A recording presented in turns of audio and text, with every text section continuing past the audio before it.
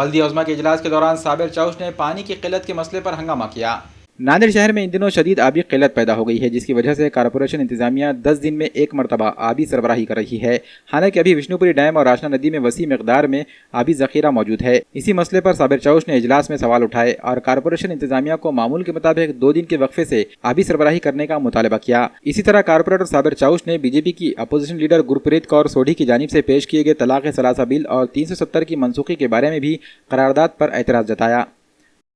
विरोधी पक्ष जो महिला है उन्होंने ये बात बताया है हमें सभागृह के अंदर कि वे 3 तलाक बिल और धारा 370A के बारे में कि वे सरकार का अच्छा काम हुआ बोल के, और मुस्लिम महिला इसमें हमारे बहना बहुत खुश है बोल के।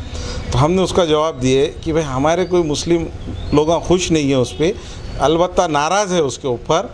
और जो भी खुशी मना रहे बीजेपी के लोग कार्यकर्ता, उनके बीजेपी के जो लेडीज़ कार्यकर्ता है उन्होंने अपने आप में बुरखा पहन के खुशी मनाने की उनको ये नौबत आ चुकी है। तो वो बात उनको बहुत सख्त बुरी लगी है। तो महापौर मैडम ने हमारे ये बताया कि भाई इस तरीके की यहाँ पे ये सभागृह के अंदर ये बात नहीं करना चाहिए।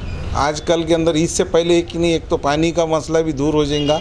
4 दिन के अंदर पानी देने का कमिश्नर साहब ने और महापौर साहब ने इसके बारे में बता दिया है। अभी मैनेजमेंट देखिए, अभी पानी डैम में आ चुका है, 2 मीटर से 2.5 मीटर के करीब आ गया है। आसना के ऊपर तो है कि नहीं पानी ओवरफ्लो की जा रहा है। और देगलू नाके का जो है हमने जो क्रॉस कनेक्शन कराया वाला है वो भी, उसका भी काम चालू हो जाएगा। तो इंशाल्लाह 3 से 4 दिन का जो पानी है वो मिल जाएगा ईद के टाइम पे। और जो खड्डों का मसला है, खड्डे लाइट का, उसके बारे में है कि नहीं, ये 2-4 दिन के अंदर ईद से पहले ये सब चीज़ें काम हो जाएंगी।